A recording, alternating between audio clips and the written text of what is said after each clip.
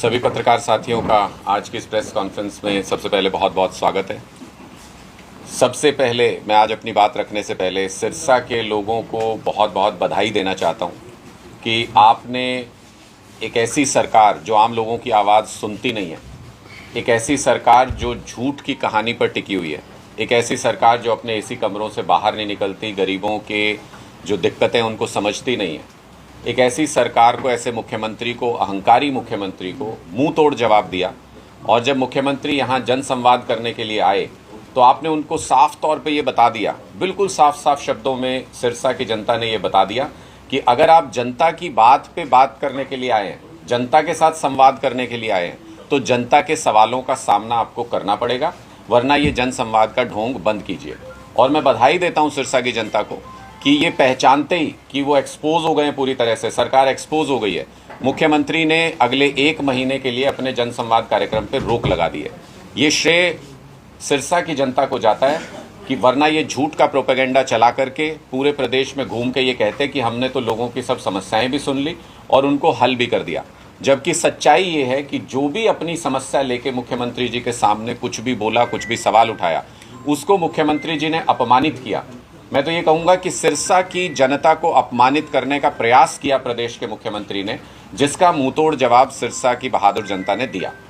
आज भी हम धरने पर, अभी कुछ देर पहले मैं जा करके आया, जो आम आदमी पार्टी ने धरना किया है परिवार पहचान पत्र को लेकर के, और उसमें जिस तरीके का षड्यंत्र पूरे प्रदेश में किया गया, पहले एक प्रॉपर्टी आईडी के नाम पे प्राइवेट कंपनी को ठेका दिया गया और उस प्राइवेट कंपनी ने सबके प्रॉपर्टी आईडी की ऐसी तैसी करके रख दी, और उसके बाद लोग अपने फॉर्म लेके उसमें करेक्शन कराने के लिए जगह जगह सरकारी दफ्तरों में घूम रहे। उसके बाद परिवार पहचान पत्र के नाम पे जो षड्यंत्र किया गया, जिस तरीके से जनता को परेशान किया गया, आने वाले दिनों में उसका खुलासा करेंगे, आने वाले दिनों में उसको पूरी तरह से एक्सपोज करेंगे। जो हमारी जानकारी है उसके अनुसार ये जो काम दिया गया परिवार पहचान पत्र का पूरा करने के लिए, बनाने के लिए, इसमें एक बड़ी साजिश के तहत भारतीय जनता पार्टी ने अपनी सोच से बिलोंग करने वाले, अपनी सोच से जुड़े हुए लोगों को इन टीम्स के अंदर डाल दिया, सर्वे टीम्स के अंदर डाल दिया, और उन्होंने जो भी उनकी पार्टी का वोटर उनको नज़र नहीं आया, समर्थक नज़र नहीं आया, उन्होंने जो विपक्षी लोग हैं या जो सरकार के खिलाफ आवाज़ उठाते हैं, चुन चुन के उनके प्रॉपर्टी आईडीज़ के अंदर गड़बड़ की, जिससे उनकी सरकारी सुविधाओं में, उनकी पेंशन में, उनके बाकी फ़ायदों में रुकावट आ सके, वो परेशान हो सके। मुझे लगता है कि आज से पहले किसी भी लोकतांत्रिक सरकार में इतनी गिरी हुई सोच आज से पहले किसी सरकार की नहीं हुई होगी कि विपक्ष बोले तो बोलने मत दो, विपक्ष में जो लोग अपनी सरकार के खिलाफ हैं या विपक्ष के साथ हैं उनको आप तरह तरह से हरेस करो। ये सारी चीज़ें अब जनता के सामने धीरे धीरे आ रही हैं। और सबसे आखिरी मुखौटा इस सरकार का, जो ये शुरू से 8-9 साल से ढिंडोरा पीट रहे थे कि हमारी एक साफ सुथरी सरकार है, हम भ्रष्टाचार नहीं करते हैं, ना होने देते हैं, लगातार ये छवि प्रोपेगेंडा बनाने की कोशिश हो रही थी। और मैं तो कहूँगा कि इसमें भारतीय जनता पार्टी से भी ज़्यादा दोष विपक्ष का, यानी कांग्रेस पार्टी का है, जिन्होंने 8-9 साल तक इस सरकार का ये झूठ लगातार चलने दिया। एक भी मुद्दे पर आवाज़ उठाने की कोशिश नहीं की, अपने ड्राइंग रूम में बैठ के पॉलिटिक्स करते रहे, जनता त्राही त्राही करती रही। लेकिन अब आम आदमी पार्टी ने विपक्ष की सही भूमिका निभाते हुए हमने पूरी तरह से एक्सपोज किया। पिछले दिनों में आपने भी देखा होगा कि कैसे सीएम के दफ्तर में बैठ करके अधिकारियों ने खुली लूट मचाई, किस तरीके से खुला भ्रष्टाचार हुआ। और जब मुख्यमंत्री जी यहाँ कह के गए सिरसा में, बोले जनसंवाद में मत पूछिए आप लोग सवाल, विपक्ष को पूछना है तो मीडिया के माध्यम से पूछिए। तो आम आदमी पार्टी, हम तो इतने शरीफ हैं कि हमने कहा कि आप ही की बात मान लेते हैं। हमने मुख्यमंत्री जी से मीडिया के माध्यम से इस भ्रष्टाचार पे सवाल पूछा। 3 दिन बाद प्रदेश के मुख्यमंत्री आते हैं कैमरे पे और ये कहते हैं कि मैं जानकारी जुटा रहा हूं। जिस मुख्यमंत्री को अपने सीएम दफ्तर से जानकारी जुटाने में 3 दिन और आज 5 दिन हो गए, शायद 5 दिन 3 दिन का समय लगता हो, प्रदेश किस हाल में कैसे चल रहा है इसका अंदाजा आप आसानी से लगा सकते हैं। मैं एक बार फिर आप सभी साथियों के माध्यम से, क्योंकि ये जनता तक पहुंचना चाहिए, जिस तरीके का भ्रष्टाचार खुले रूप से, आने वाले दिनों में हम और भी खुलासे करेंगे, लेकिन मैं एक बार फिर सारे तथ्यों के साथ, सारे डॉक्यूमेंट्स के साथ आपके सामने एक बार फिर वो पूरा विवाद, वो पूरा केस रख रहा हूं, जिसमें खुले तौर पे भ्रष्टाचार नजर आया। मुख्यमंत्री के कार्यालय में बैठे हुए एक व्यक्ति ने 45 करोड़ रुपए की जमीन पहले 2.73 करोड़ में एक कंपनी के नाम कराई जो इनडायरेक्टली उसी की थी, और उसके बाद महज 75 लाख रुपए में वो जमीन सीएमओ में बैठे हुए अधिकारी की पत्नी और बेटे की कंपनी के नाम हो गई। आप देखिए किस तरह की खुली लूट है। आप उस वक्त पद पे मौजूद हैं, आप 45 करोड़ का फेवर ले रहे हैं किसी कंपनी से, और मैं आज ये भी खुलासा करूंगा यहां पर कि किस तरीके से इस पूरी डील में जो प्राइमा फेसी नजर आता है, एक भी पैसे का लेन देन नहीं हुआ, वो गिफ्ट की गई पूरी की पूरी 45 करोड़ रुपए की जमीन, ये कागजों में नजर आ रहा है। और हम बार बार उनके जो अधिकारी हैं, नीरज दफ्तार जो रहे हैं, उनको हमने बार बार ये कहा है कि अगर आपके पास इससे कॉन्ट्रेरी कुछ सबूत है, अगर आपको लगता है कि आपने सही डील की है, तो अपनी सारी जो ट्रांजैक्शंस हैं उसको सार्वजनिक करें। उन कंपनी की खरीद, जमीन की खरीद से संबंधित सारी ट्रांजैक्शन को सार्वजनिक करें। दूध का दूध, पानी का पानी हो जाएगा। अगर हमारी गलती होगी तो हम उनके साथ बैठ के प्रेस कॉन्फ्रेंस करने को तैयार हैं। मैं आपको अब एक एक करके वो चीजें दिखाता हूं जिनसे पूरी तरह से शक की जो सुई है वो सीएम कार्यालय की तरफ, कि बिना बड़े अधिकारियों, बिना बड़े राजनेताओं की मर्जी के कोई अधिकारी इतनी खुली लूट नहीं कर सकता।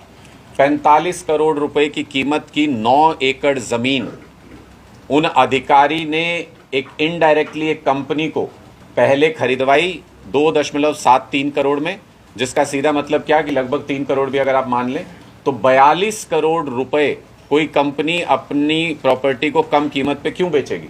इसका मतलब 42 करोड़ रुपए भ्रष्टाचार के रूप में, रिश्वत के रूप में किसी बड़े काम के लिए दिए गए, और वो बड़ा काम क्या है ये सवाल भी हमने मुख्यमंत्री से पूछा था। अब वो 3 करोड़ रुपए, 2.73 करोड़ रुपए जो दिए गए, उसकी सच्चाई मैं आपको दिखा रहा हूं। जब ये जमीन खरीदी गई, इस जिस जगह पे ये जमीन है, ये सेज है पूरा, उसके डॉक्यूमेंट भी मैं आपको दिखाऊंगा।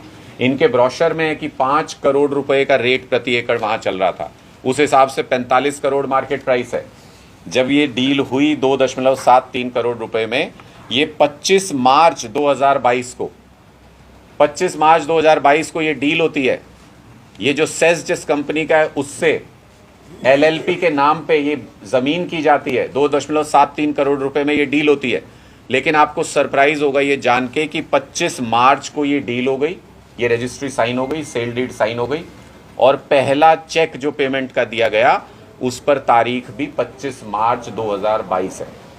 आप सब लोगों ने प्रॉपर्टी में ट्रांजैक्शन किए होंगे किसी न किसी रूप में। मुझे आज तक हिंदुस्तान में कोई ऐसा व्यक्ति नहीं मिला जिसने 1 रुपया भी एडवांस लिए बिना 45 करोड़ रुपए की जमीन की रजिस्ट्री करा दी हो किसी दूसरे के नाम। अपने भाई के नाम भी नहीं कराते लोग आजकल। ये क्या फेवर है, इतना कितना विश्वास है कि चेक के ऊपर इन्होंने पहला चेक, और वो भी एडवांस चेक 44 लाख रुपए का, 2.25 करोड़ में से 44,55,000 रुपए का पहला चेक दे करके रजिस्ट्री करा ली गई। उसके 1 महीने बाद के बाकी पेमेंट के चेक हैं। तो हम इसीलिए चैलेंज करते हैं नीरज दफ्तार जी को, सीएमओ दफ्तर को भी, कि अगर वो पाक साफ निकलना चाहते हैं तो इन ट्रांजैक्शन को सार्वजनिक करें कि ये चेक कब लगे, कब कैश हुए। उसके बाद हम इस पर चर्चा करने के लिए तैयार हैं, एक मंच पे बैठने के लिए तैयार हैं। लेकिन उससे भी सरप्राइजिंग, 15 अप्रैल को इस कंपनी ने सीएलयू के लिए अप्लाई किया। मुख्यमंत्री जी के दफ्तर में उस वक्त नीरज दफ्तार जी काम कर रहे थे, प्रिंसिपल ओएसडी थे, बहुत ही महत्वपूर्ण पोजीशन पे थे।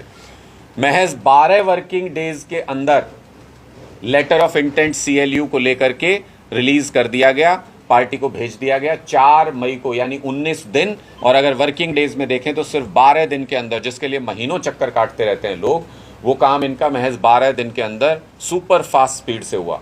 कहीं से तो जैक लग रही थी, कहीं से तो सिफारिश लग रही थी। सीएम साहब को स्पष्ट करना चाहिए कि वो सिफारिश किसकी थी, किसने ये गोलमाल किया है। और उसमें भी सबसे इंटरेस्टिंग बात, सबसे महत्वपूर्ण बात, कि जब 4 मई को ये एलएलपी दफ्तार जी की पत्नी और बेटे के नाम पर ट्रांसफर की गई, 4 तारीख को, उससे ठीक 4 मई को इनको वो मिला, सीएलयू मिला, और उससे ठीक 2 दिन पहले सीएलयू जब मिलने वाला था, हो गया होगा कंफर्मेशन ऊपर से कि आ रहा है आपका सीएलयू, उससे ठीक 2 दिन पहले ये कंपनी हैंडओवर कर दी गई दफ्तार जी की पत्नी को और उनके बेटे के नाम पे, सिर्फ 75 लाख रुपए के ट्रांजैक्शन में। उसमें भी एक मजेदार बात है, ये महज इत्तेफाक नहीं हो सकता बार बार, एक बार तो हो सकता है, लेकिन बार बार ये इत्तेफाक नहीं हुआ करते कि जिस डेट को, यानी 2 मई को ये कंपनी हैंडओवर की गई नीरज दफ्तवार जी की पत्नी और बेटे के नाम पे ये कंपनी हैंडओवर की गई। पहला एडवांस पेमेंट का चेक बाय चांस 2 मई का ही है। 2 मई को ही पहला चेक दिया गया। 33 लाख रुपए का 75 लाख की टोटल डील थी। और जो उसके बाद के चेक हैं, आपको जान के हैरानी होगी कि 4 महीने आगे के पोस्ट डेटेड चेक दिए गए। और इसके अंदर लिखा गया, देखिए अपने आप कितने बड़ी तरीके से एक्सपोज हो रहे हैं। इसके अंदर लिखा है कि इस कंपनी के पास पैसे की कमी हो गई थी, जो पुराने ऑनर थे, इसलिए उनको ये कंपनी बेचनी पड़ रही है। इसलिए उनको ये कंपनी बेचनी पड़ रही है। लेकिन बिना पैसे लिए कंपनी बेच दी, पैसे की कमी और बिना पैसे लिए कंपनी बेच दी। मैं नीरज दफ्तवार जी को और सीएम ऑफिस को चैलेंज करता हूँ, इन ट्रांजैक्शंस को पब्लिक करें, इनको सार्वजनिक करें और ये बताएं कि ये पेमेंट कब हुई, कैसे हुई, चेक से हुई भी या कैश में हुई, किस तरीके से हुई। वो इसको नीरज दफ्तवार जी ने बाद में खैर खुद ये मान लिया। उन्होंने कहा कि हमारे 4 करोड़ रुपए इसमें लगे हैं। सारा जोड़ घटा करके उन्होंने जहां भी पैसे लगे वो सारा दिखा के उन्होंने कहा 4 करोड़ रुपए लगे हैं। ये प्राइस है मई 2022 का, इसी इकोनॉमिक जोन का जहां से इन्होंने ज़मीन खरीदी है। वो रजिस्ट्री में लिखा हुआ है कौन सेलर है कौन बायर है। उसमें लिखा हुआ है 12,000 रुपये स्क्वायर मीटर का प्राइस था उस वक्त, यानी लगभग 5 करोड़ रुपए एकड़ का प्राइस वहां पे था। अगर 3 एकड़ से ऊपर कोई ज़मीन ले, ये 9 एकड़ की डील थी, तो इस लिहाज से अगर देखें तो 5 करोड़ रुपए। वैसे अगर आप वहां जाएं तो मार्केट प्राइस 6 करोड़ 6.5 करोड़ रुपए आज के दिन में वहां पे है। तो इस लिहाज से अगर देखें तो ये खुली लूट, जिसके लिए मुख्यमंत्री की तरफ से कोई जवाब नहीं आ रहा है। पूरी तरह से सरकार बेपर्दा हो गई है, भ्रष्टाचार में पूरी तरह से डूबे हुए नजर आ रहे हैं। और अगर स्पष्टीकरण दे सकें तो हमें खुशी होगी इस बात की कि वो जो बात कह रहे थे वो सही है, उन्होंने भ्रष्टाचार नहीं किया है। लेकिन मैं चाहता हूं कि इन सारी चीज़ों के ऊपर स्पष्टीकरण दें। आने वाले दिनों में आम आदमी पार्टी एक एक करके इनके दफ्तर में बैठे हुए अधिकारियों और इनके इर्द गिर्द बैठे हुए बड़े बड़े नेताओं, जिन्होंने पिछले 8-9 साल में जनता की गाड़ी कमाई के करोड़ों रुपए लूटे हैं, उसके बारे में खुलासे करने जा रही है।